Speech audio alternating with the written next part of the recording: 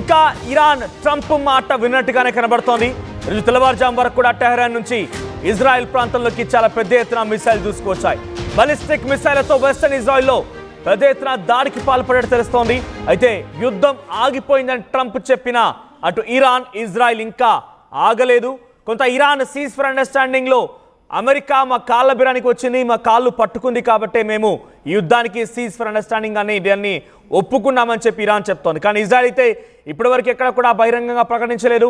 Israel పైన ఇంకా Iran మిసైల్తో విరుచుకుపడుతోంది కాబట్టి మేము కూడా ప్రతీకార దాడి చేస్తామంటున్నారు. ఇప్పటికే ఖతర్లోని అమెరికా ఎయిర్ బేస్ని ఇరాన్ పేల్చేసింది. అటు సిరియాలో ఉన్నటువంటి డెమస్కస్ ప్రాంతంలో కూడా ఎయిర్ బేసెస్ని అమెరికా ఎయిర్ బేస్ని ఇరాన్ కుప్పకూల్చేసింది. ఇదిలా ఉండగా ప్రస్తుతం ట్రంప్ బతిమలాడడంతోనే మేము ఈ యొక్క యుద్ధానికి ముగింపు పలుకుతున్నామని ఇరాన్ చెప్తోంది. అటు ఇజ్రాయెల్ అయితే అటువంటి ఎయిర్ స్పేసెస్ ని ఓపెన్ చేసినప్పటికీ ఇంకా అధికారిక ప్రకటన తెలియదు. ప్రస్తుతానికి అక్కడ సిచ్యువేషన్ ఎలా ఉంది, ఎటువంటి పరిస్థితి నెలకొని కొంత మనం అక్కడ తెలుసుకునే ప్రయత్నం చేద్దాం. మన భారతీయులు తెలుగు వాళ్ళు ప్రకాష్ ఆర్టీవీకి అందుబాటులోకి వచ్చారు. ప్రకాష్ గారు నమస్తే అండి. రైట్, ప్రజెంట్ సిచ్యువేషన్ ఏంటి? ఇజ్రాయెల్ ఎలా ఉంది? యుద్ధం ముగిసినట్టేనా? Ceasefire understanding Trump tweet చేశారు. సో ఒక ఇజ్రాయెల్లో ఉన్నటువంటి వ్యక్తిగా మీకు ఏమనిపిస్తోంది? అక్కడ యుద్ధం ఆగిపోయిందా? ఆగిపోయినట్టే అండి అది, కానీ అఫీషియల్ గా మాత్రం మన ఇజ్రాయెల్ వాళ్ళు ఇంకా అఫీషియల్స్ ఇంకా డిక్లేర్ చేయలేదు. మేబీ ఈవినింగ్ 7 వరకు చేస్తారు అనుకుంటా. అంటే ఇప్పుడు ఎగ్జాక్ట్ గా టైం ఎంత అవుతుంది అక్కడ? ఇప్పుడు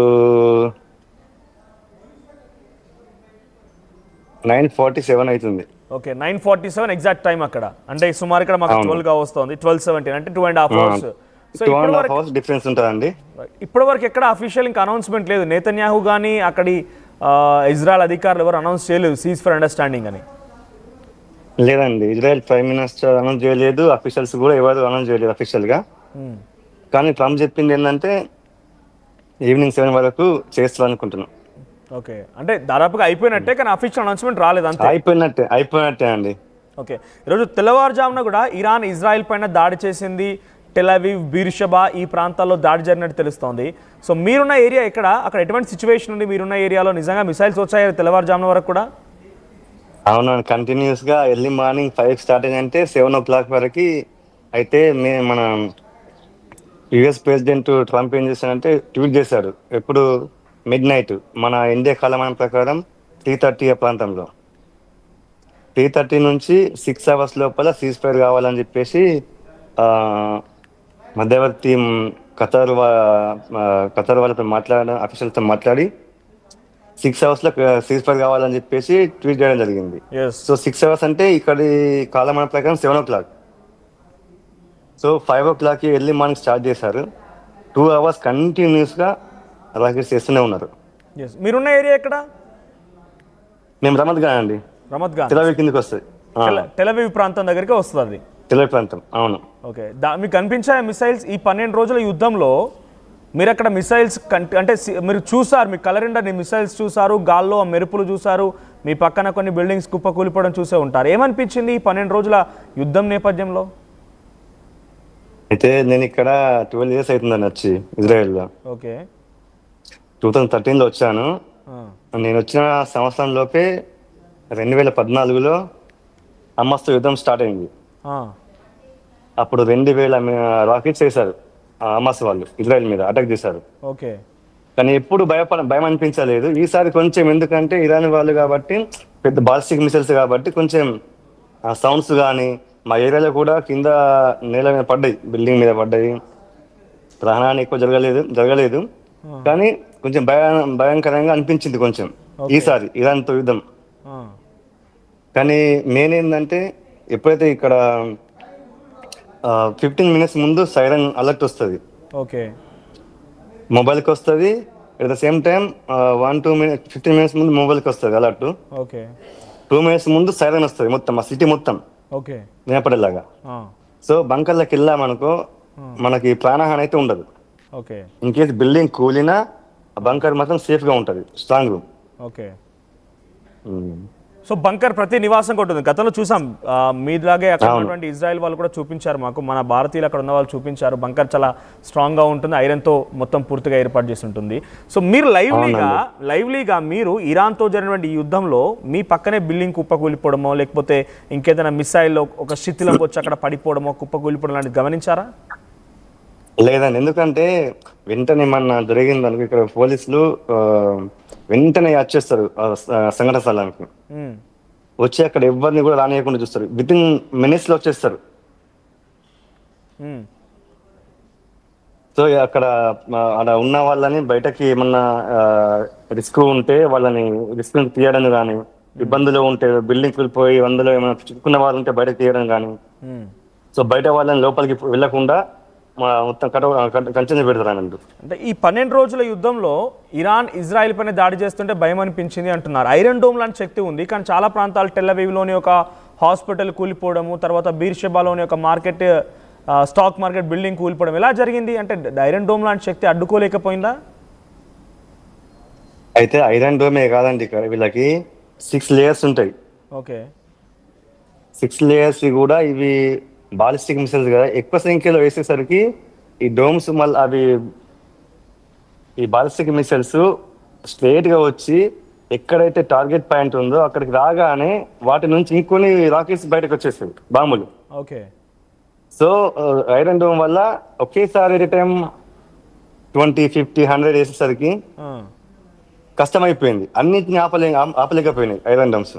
ఓకే, సో దానివల్ల కొంతవరకు ఆస్తి నష్టం జరిగింది. ఒక్కసారి మీరున్న ఏరియా చూపించగలుగుతారా? ఆ బిల్డింగ్స్ ఎలా ఉంటాయి, ఇజ్రాయెల్ సిచ్యువేషన్ ప్రజెంట్ ఈ టైంకి? అంటే మీరు అంటున్నట్టుగా 9:40 అంటున్నారు, ఈ టైంలో ఇజ్రాయెల్లో ఎలా ఉంది ఒకసారి సిచ్యువేషన్ చూపిస్తారా? రైట్, ప్రెసిడెంట్ మనతో పాటుగా ప్రకాష్ అండ్ రాకేష్ కూడా అందుబాటులోకి వచ్చారు. రైట్, ఒక్కసారి ఇక్కడ ఎస్ విజువల్స్ చూడండి. ఇవన్నీ కూడా ఇది నేను ఉన్నది బీచ్ ఏరియా అండి, ఇక్కడ సీ అక్కడ ముందు ఉంది. Okay, beach area. ఓకే, సముద్ర భాగంలో, సముద్రం దగ్గరలో ఉన్నాను. ఓకే, సో అక్కడ ఈ టెల్ అవీవ్ ప్రాంతమే చాలా పెద్ద మహానగరం, రైట్? అవునండి. ఓకే, సో ఇప్పుడు మెయిన్ అన్ని ఫారెన్ మినిస్ట్రీస్ కానీ అన్ని ఇక్కడే టెల్ అవీవ్లోనే ఉన్నాయి. ఓకే, క్యాపిటల్ సిటీ జెరూసలేం అయినప్పటికీ. ఓకే, సో ప్రెసెంట్ ఇప్పుడు 7 వరకు కూడా మిసైల్స్ పడ్డాయి ఇంకా.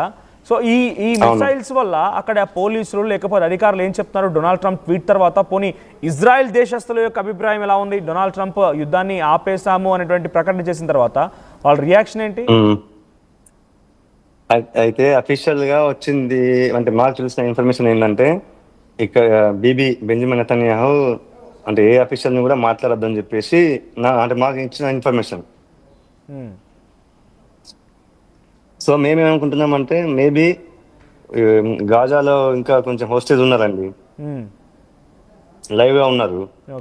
సో వాళ్ళ గురించి కూడా ఏమైనా డీల్ మాట్లాడతారేమో విడిపించడానికి. ఓకే, సో ఇంకా హెజ్బోల్లా, హమాస్ లాంటి సంస్థలతో కూడా ఇజ్రాయెల్కి ఎటువంటి ఇబ్బంది లేకుండా చూడాల్సిన అవసరం కూడా ఉంది ఈ డీల్లో. అవును, అక్కడున్న ఇజ్రాయెల్ హాస్టేజెస్ కూడా బయటికి విడిపించాలి. అవును, ఓకే, మెయిన్ వాళ్ళని విడిపించాలని. ఓకే, సో అక్కడ లైవ్లీహుడ్ ఎలా ఉంటుంది? ఇజ్రాయెల్ యుద్ధం తర్వాత కమర్షియలైజ్గా కూడా కొంత ఫైనాన్షియల్ ఆస్పెక్ట్లో కూడా ఇజ్రాయెల్ దెబ్బతినింది. ఒక రోజు యుద్ధం చేయడం కోసం మన ఇండియన్ కరెన్సీలో 2,500 కోట్ల రూపాయలు ఖర్చు అయ్యాయని చాలా కథనాలు చదివాను. సో అంతటి ఒక ఆర్థిక నష్టం కూడా వాటిల్లింది కాబట్టి ఇజ్రాయెల్ సిచ్యువేషన్ ఏంటి? అయితే ఆర్థిక నష్టం జరిగిన వాస్తవమే అండి, కానీ వీళ్ళకి అది దాన్ని పూడ్చుకోవడం కష్టమేమి కాదు. ఫైనాన్షియల్ గా స్టేబుల్ గా ఉన్న కంట్రీ కాబట్టి ప్రాణహాని జరగకుండా చూసుకోవడం వీళ్ళ ప్రియారిటీ, ఫస్ట్ ప్రియారిటీ. బిల్డింగ్లు కూలిపోయినా మళ్ళీ గవర్నమెంటే మళ్ళీ నిర్మించిస్తుంది. ఏ నష్టం జరిగినా చాలా ఇప్పుడు కొన్ని రాకెట్స్ పడ్డ నెక్స్ట్ స్ట్రీట్ లో కూడా ఆ వేవ్ కి, ఆ సౌండ్ కి, ట్రిసిమ్స్ కానీ, విండోస్ కానీ ఆ ఓల్డ్ బిల్డింగ్ అవడం వల్ల చాలా విరిగిపోవడం జరిగింది. అవన్నీ బాధ్యత కూడా గవర్నమెంట్ తీసుకుంటది. అంటే ఇక్కడ ఒకవేళ ఆ మిసైల్ దాడిలో కుప్పకూలిన ఇళ్లను కూడా మళ్ళీ ప్రభుత్వమే స్వయంగా నిర్మించిస్తుంది. అవునండి. ఓకే, రాకేష్ కూడా అందుబాటులోకి వచ్చారు, లైవ్లో రాకేష్ కూడా ఉన్నారు. రాకేష్ గారు, మీరున్న ఏరియా ఎక్కడ, అక్కడ సిచ్యువేషన్ ఎలా ఉంది? మేము ఉన్న area same sir as Ramat Gan. ఇద్దరము మా అన్న నేను ఒకటే ఏరియాలో ఉంటాం సార్. Okay okay. సో అక్కడ సిచ్యువేషన్ మిసైల్ ఆగిపోయాయి అంటే ఇప్పుడే నాకు తెలిసి బహుశా ఇప్పుడే బంకర్ నుంచి బయటకు వచ్చినట్టున్నారు మీరంతా కూడా, రైట్? అవును సార్, అవును. ఒక వన్ అవర్ బ్యాక్ వచ్చారు. సో ప్రకాష్ గారు, సో మనం ఫైనాన్షియల్ ఆస్పెక్ట్ గురించి మాట్లాడుకుంటున్నాం. సో ఫైనాన్షియల్ ఆస్పెక్ట్లో ఇజ్రాయెల్ చాలా స్ట్రాంగ్, ఏకంగా అక్కడ కూలిపోయినటువంటి భవనాలను కూడా మళ్ళీ ప్రభుత్వం తిరిగి నిర్మిస్తుందని అంటున్నారు. ఓకే, కానీ ఇజ్రాయెల్ ప్రజల రెస్పాన్స్ ఏంటి? ఇప్పుడు ఇరాన్ ఇజ్రాయెల్ దాడిలో అక్కడ ఎవరు గెలిచారని భావిస్తున్నారు, టు యువర్ ఒపీనియన్? వెళ్ళిపోవటంలో కాదండి, వీళ్ళ టార్గెట్ ఏంది?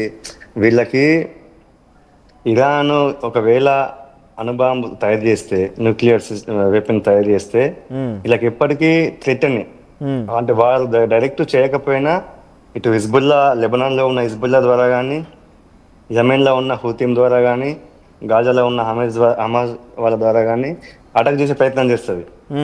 సో దానికోసం వీళ్ళు అమెరికా సాయంతో వాటిని కూల్చేయడం జరిగింది. కానీ ఇప్పుడు ఇరాన్ ఒక ట్వీట్ చేసింది, మనం తమ్లైన్ అది కూడా అదే తీసుకున్నాము. ఇరాన్ గెలిచామన్నట్టుగా ట్వీట్ చేసుకుంది. ఏమన్నదంటే, ఇరాన్ అక్కడి ఫారెన్ మినిస్టర్ అగర్చి అనే వ్యక్తిని నా పుతిన్తో కూడా భేటీ అయ్యారు. ఆయన ఒక లేఖ ఇచ్చారు, అలీ ఖమేనీ ఇచ్చిన లేఖని పుతిన్తో ఇచ్చినట్టుగా చూసాం. సో ఈరోజు ఇరాన్ ఆయన ఏం ట్వీట్ చేశారంటే, అమెరికా వచ్చి మా దగ్గర మోకరిల్లిపోయింది, అమెరికా అధ్యక్షుడు వచ్చి ఇది యుద్ధాన్ని చేయకండి, మీరు చేయడం వల్ల ప్రపంచ అశాంతి ఉంది, సో మేమేమో మీ పైన పట్టు సాధించడం కోసం ప్రయత్నం చేస్తుంటే, సో అమెరికా ఇక్కడ ఇష్యూ అదే కదా, అమెరికా ఏమనుకుంటోంది, మిడిల్ ఈస్టర్న్ కంట్రీస్లో కొంత పట్టు సాధించాలనుకుంటోంది, అరబిక్, ఇస్లామిక్ అండ్ ఆఫ్రికన్ దేశాల్లో. అందులో భాగంగానే యుద్ధం కొంత పెద్ద ఎత్తున జరిగింది, న్యూక్లియర్ వెపన్ని తయారు చేయకుండా అడ్డుకుంది. సో వాళ్ళు వచ్చి మమ్మల్ని అడిగారు, వేడుకున్నారు కాబట్టి మేము యుద్ధాన్ని విరమించాం, లేకపోతే మాకు విరమించాల్సిన అవసరం లేదు అని చెప్పి అక్కడి ఫారెన్ మినిస్టర్ ట్వీట్ చేశారు. మన లైన్ కూడా అదే, ఇప్పుడు ఇరాన్ గెలిచింది అని వాళ్ళు అనుకుంటున్నారు. సో ఇజ్రాయెల్ ప్రజల వర్షన్, లేకపోతే మీరు అక్కడ ఇజ్రాయెల్ ఉన్నారు కాబట్టి మీ వర్షన్ ఏంటి? అయితే